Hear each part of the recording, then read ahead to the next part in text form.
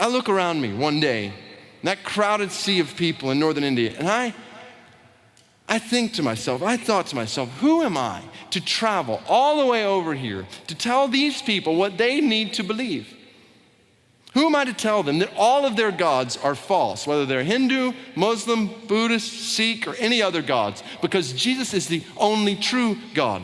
And who am I to tell these 597 million non-Christians, 99.5% of northern India, who am I to tell 597 million people who surround me at that moment that if they do not turn from their sin and trust in Jesus, every single one of them will spend eternity in hell? I tell our folks, that feels extremely arrogant, entirely unloving, and uncomfortably brash.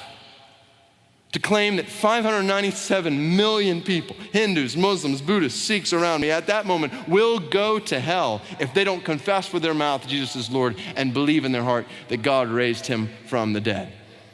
And then I tell our people, absolutely such a claim would be arrogant, unloving, and brash, unless the claim is true.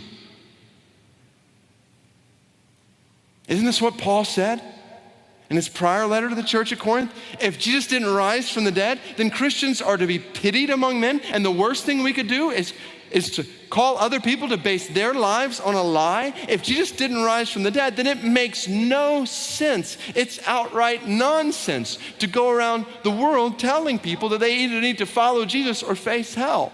But if Jesus did rise from the dead, if Jesus alone has paid the price for man's sin, if Jesus alone has conquered sin and death and the grave, then going around the world and telling people about Jesus is the only thing that makes sense.